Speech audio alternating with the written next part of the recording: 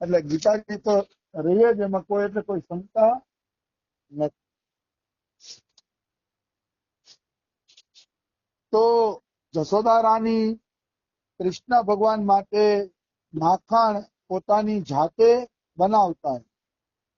પછી એ માખણ બનાવતા ત્યારે શું કરતા એ બધા ગ્રહસ્થ ભક્તોને જાણવા જેવું છે. અહીંયા બધા મોટા ભાગે ગ્રહસ્થ ભક્તો બેઠા છે, એને ખબર પડવી જોઈએ કે જશોદા કામ કરતા કરતા શું કરતા. જો એ તમને સમજાઈ ગયું, જાણી લીધું, તો તમને પણ લાલસા જાગશે કે આપણે આ રીતે કરવું જોઈએ. ગ્રહસ્થ ભક્તો માટે આ આશીર્વાદ રૂપ વાત છે. અમારે તો ફેર કઈ કામ નથી એટલે આવું કઈ રહેતું નથી, પણ તમે જાણવા જેવી વાત છે. मैंने तुमसे अब तक भगवान की जिन जिन बाल लीलाओं का वर्णन किया है, नदी मंथन के समय वे उन सब का स्मरण करती और गाती भी जाती. આ જશોદાનું કામ, મતલબ માખણ બનાવવા માટે રવૈયું હાલે, એટલે રવૈયું હાલે એટલે પછી જશોદા એવું ચિંતન નથી કરતી જલ્દી માખણ થાય તો સારું, આજ સારું માખણ તો 10 રૂપિયા વધુ ભાવ આવે, આજ આ ગામ વેચવા જવું છે ને, એવું ચિંતન નહોતું જશોદાજી. માખણ બનાવતા જાય અને કાનુડાએ જે જે લીલા કરી છે ને એ લીલાના કીર્તન કરતા જાય જશોદાજી. મતલબ આ ભક્તોના કામ કરવાની રીત છે કે શરીર કામ કરે અને મોઢેથી ભગવાનના નામના કીર્તન થાય. પછી જે લીલાના તમને કીર્તન ગમે એ લીલાના તમે કીર્તન કરી શકો છો. કિશોરી તેરે ચરણન કી રજ પાઉં, જો રજ શિવ સન કાદી કી યાચત, સો રજ શીશ ચડાવું. પછી આવે છે, બહુ સરસ આવે છે, મને ભૂલાઈ ગયું. વ્યાસ, हाँ बैठी रहूं कुंजन के कोने श्याम राधिका गाऊं, और व्यास ભરોસો કિશોરી કો વિમલ વિમલ યશ ગાવું, એવું કઈક છેલ્લી લીટી છે. તો આવા કીર્તન ગાતા ગાતા કામ થવા જોઈએ. જશોદાજી કૃષ્ણના માતા હતા અને કૃષ્ણ જેવા સંતાન એના ઘરે એટલે જ થયા હતા કે કામ કરતા કરતા એના મોઢેથી કૃષ્ણના કીર્તન બંધ થતા નહીં. આવી વસ્તુ છે. તો જશોદાજી વાસ્તવમાં આ રીતે ભગવાનનું ભજન કરતા હે. એટલે કામ કરતા કરતા કીર્તન ગાવાના હોય. પછી અહીંયા શું કરે છે કે જશોદાજી કીર્તન કરતા કરતા માખણ बनाता था. नेति खींचते रहने से बाहें कुछ थक गई थी, हाथों के कंगन और कानों के कर्णफूल हिल रहे थे. આમાં રસિકો નીચે એવો ભાવ આપે છે કે હાથેથી નેતિ ખેંચતા હતા ને તો હાથ થાકી ગયા હતા. હાથ એમ કહેતા હતા કે માં તમારે વધુ મહેનત કરવાની જરૂર નથી, કે તમારું ફળ મળવાની તૈયારી થઈ ગઈ, કૃષ્ણ આવે છે. હાથ થાકી ગયા ને એટલે હાથ એમ કહેતા હતા. કાનના કર્ણફૂલ છે ને હલતા હતા, આપણે આમ કરીએ એટલે કાનના ફૂલ હલે ને, એ કાનના ફૂલ હલીને એમ ઈશારો કરતા હતા કે માં તારા કાન સાર્થક છે, કારણ કે તારા કાન કૃષ્ણના કીર્તન સાંભળે છે. આવી વસ્તુ છે. તુલસીદાસે રામાયણમાં શું લખ્યું છે?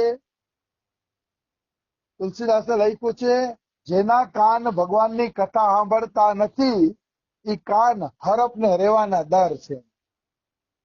એવું તુલસીદાસે રામાયણમાં લખ્યું છે.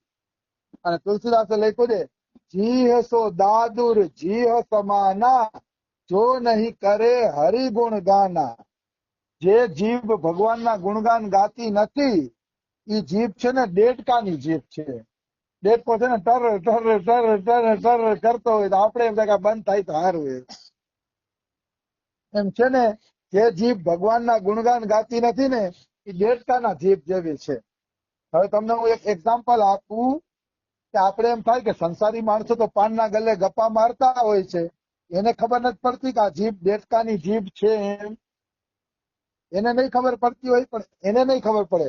જે ભક્તિમાં આગળ વધ્યો છે ને એની યારે કોઈ ગપ્પા મારશે ત્યારે ખબર પડશે કે આ દેડકાની જીભની જેમ ટટર કરે છે, આ બંધ થાય તો આપણે ભજન કરીએ. ભક્તિ કરતા હશે એને ખબર પડશે.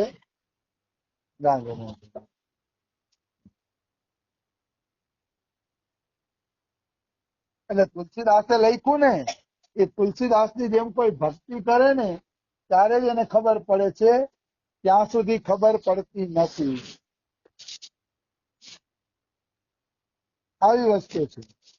એટલે જશોદાજી આ રીતે દહીં વલોવતા હોય છે તો અહીંયા લખે છે उसी समय भगवान श्री कृष्ण दूध पीने के लिए दही मथती हुई अपनी माता के पास आए।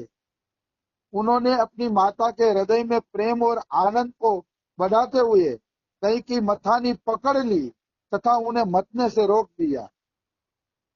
मतलब कृष्ण भगवान घोड़ियाમાં સૂતા હતા, એ ઘોડિયામાંથી જાગી ગયા તો રસિકોએ ભાવ આપે છે કે કૃષ્ણ ભગવાન શું કામ જાગી ગયા, સૂતા હતા તો જાગી શું કામ ગયા? તો કે એટલા માટે જાગી ગયા કે જશોદાનું મન, વચન અને કર્મ ત્રણે ત્રણ ભક્તિમાં લાગી ગયું. માણસનું મન, વચન અને કર્મ ત્રણે ત્રણ ભક્તિમાં લાગે ને એટલે ભગવાન જાગી જ ગયા એમ માનો, તમને દર્શન દેવા આવી જ ગયા એમ માનો. જશોદાનું મન કૃષ્ણના કીર્તનમાં લાગેલું હતું, ચિંતનમાં. વાણીથી જશોદાજી કીર્તન કરતા હતા અને કર્મ શું કરતા હતા તો કે રવૈયો હલાવવાનું કર્મ કરતા હતા. એટલે શરીર, મન અને વાણી ત્રણેય જશોદાજીનું ભગવાનમાં લાગી ગયું એટલે તરત જ ભગવાનની નીંદર ઉડી ગઈ કે હવે માતા પાસે જવું જોશે. ખરેખર આપણે ભગવાનના દર્શન નથી થતા ને એનું કારણ જ એ છે કે આપણું આ ત્રણેય છે ને વિખરાયેલું છે. માળા લઈને બેઠા હોય તો મન ભાગાભાગી કરતું હોય, મનને ઠેકાણે લઈ આવી તો વળી કઈક બીજું બગડી જાય. આ મન, વચન, કર્મ છે ને આ ત્રણે ત્રણ ભેગું થતું નથી. કઠિન તો છે જ ને.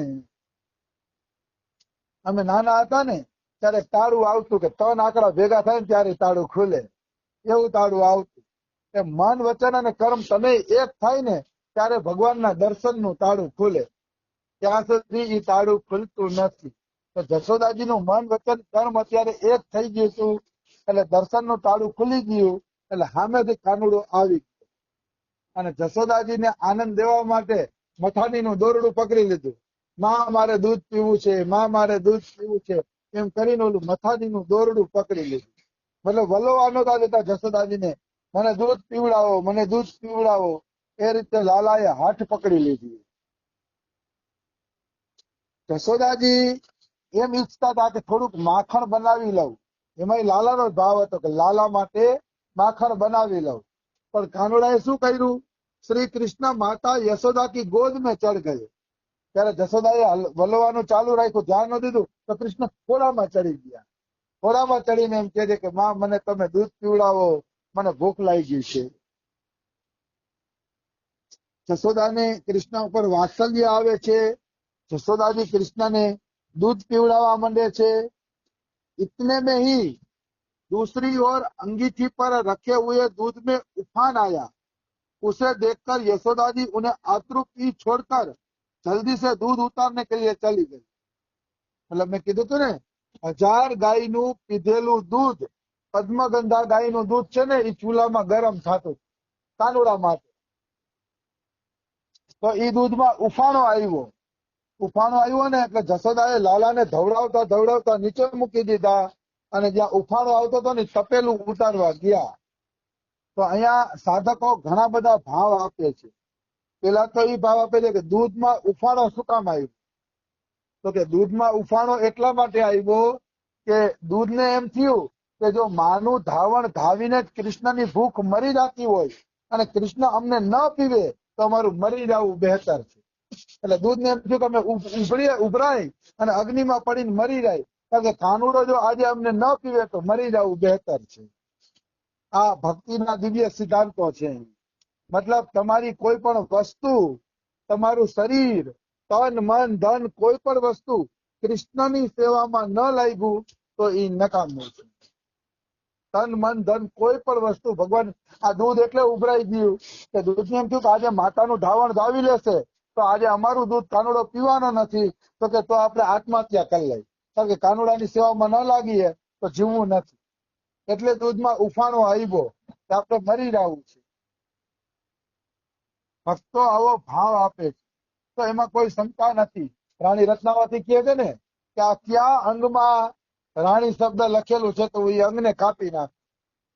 જે અંગ ભગવાનના ભક્તિમાં ન લાગે તો મારે એ અંગને કાપી નાખવું છે. આવી વસ્તુ છે.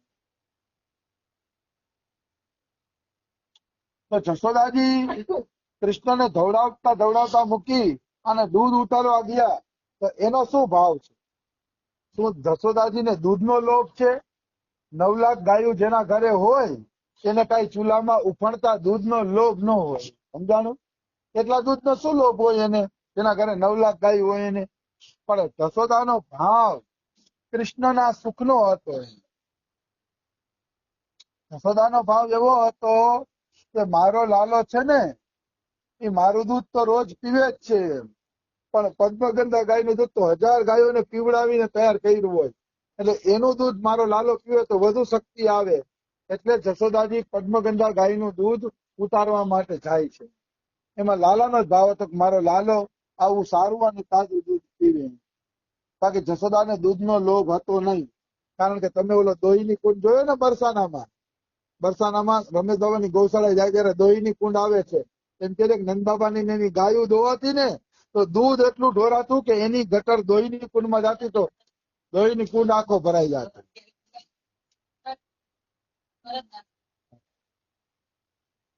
ત્યાં દૂધની શું કુંડ ભરાય એટલું દૂધ તો ગટરમાં ઢોરાઈ જતું. એટલી ગાયો દોવાતી. દોહીની કુંડ બરસાનામાં રમેશ બાબાની ગૌશાળા જાય ને ત્યારે વચ્ચે આવે છે. તો ત્યાં શું દૂધનો લોભ હોય, ત્યાં આટલું બધું દૂધ ઢોરાતું હોય. હરિવંશ પુરાણમાં આવે છે નંદ બાબાને દૂધ ઢોરાતું ને એની ગટર બનાવવી પડતી, જેથી દૂધ બારોબાર નીકળી જાય તો ત્યાં ચિકાસ થાય નહીં, ગટરો બનાવવી પડતી, એવું વર્ણન આવે. બ્રજમાં દૂધની લીલા લહેર હતી. આપણે તો ખોટી જગ્યાએ જન્મી ગયા છીએ. ત્યારે જન્મા હોત ને તો દૂધના ખોરાક હતા, ભણવાની ચિંતા નહોતી, જંગલમાં જવાનું, કાનુડા હારે રમવાનું, મજા મજા મજા હતી. હવે તો ટેન્શન વાળા જીવન થઈ ગયા, એની વાત ના પૂછ. છોકરા બિચારા આવડાવડા ટિફિન લઈને નિશાળે જતા હોય, પૂરું જમે ન જમે એવું. અમે તો ધડાધડ સિરાવીને જતા ઘરે. આનંદના દિવસો હતા. હવે તમે જોતો છોકરા નિશાળે આવડું લંચ બોક્સ આપી દઈએ, એનાથી હું છોકરાઓમાં બિચારાઓને પૂરું થાય, એવી વસ્તુ. પણ કાનુડા વખતે આનંદ હતો, એવી વસ્તુ છે. વ્રજની આજે પ્રાકૃતિક સૌંદર્યતા જોઈને એમ થાય છે કે કાનુડા વખતે કેટલો આનંદ હશે. ગેવરવનની આખી હરિયાળી અને એ બધું જોતા એમ લાગે છે કે ત્યાંની સુંદરતા જ કઈક અલગ હતી વ્રજની. એટલા બધા વાંદરા થતા કે કૃષ્ણ ભગવાન વાંદરાની પૂંછડી ખેંચીને રમતો રમતા. ડાળખી ઉપર વાંદરું બેઠું હોય તો પૂંછડા ખેંચતા, એવું ભાગવતમાં વર્ણન આવે છે. કઈ ઓછા ખ્યાલ નથી કર્યા કાનુડાએ. વાંદરાઓના પૂંછડા ખેંચ્યા. પછી નંદ બાબાના ઘરે તલવારો રહેતી, ત્યારે તો ગામડામાં તલવારો રાખતા ને, ચોર લૂંટારા આવતા તલવારો કાઢી લેતા લડવા માટે. ભાગવતમાં એવું વર્ણન આવે છે ભગવાન કૃષ્ણ. એમાં લખ્યું છે ભાગવતમાં કે કૃષ્ણ અને બલરામ એટલા તોફાન કરતા ને કે જશોદાના 80% ઘરના કામ છે ને બાકી રહી જતા. આખો દી કાનુડા વાહે, આખો દી લખ્યું જ ભાગવતમાં. ઘરના કામ કરી જ ન કે, કારણ કે આ કાનુડો ને ઈ તોફાન એવા કરતા. એક વાર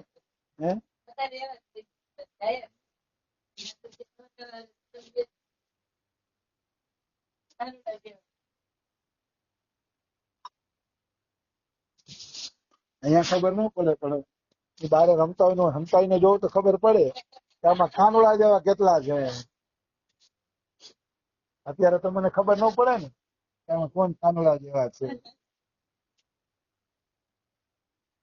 એકવાર કૃષ્ણ અને બલરામ છે ને એ માતા પાસે હાથ કરી, માં અમારે છે ને ગૌશાળાએ જવું છે. જશોદાએ ના પાડી, તમે નાના છો, તમારે ગૌશાળામાં ન જવાય, અત્યારે ગાયું મોટી મોટી હોય, લગાડી દે. તો કે ના, અમારે ગૌશાળામાં જવું છે. તો કે જાઓ. બે જણા ગૌશાળાએ ગયા ને તો આવડા આના જેવડા નાના નાના વાસણા બેઠા હતા. તો બલરામે શું કીધું ખબર છે? આનું પૂછડું પકડીએ.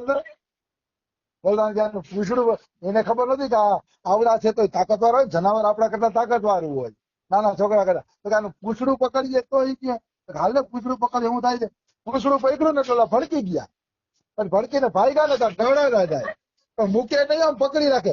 એને ખબર હતી કે મૂકી દેસી તો છૂટી જશે, એને એમ કે પકડી રાખી તો બચી જશે, તો પૂછડું મૂકી દેસી મરી જશે.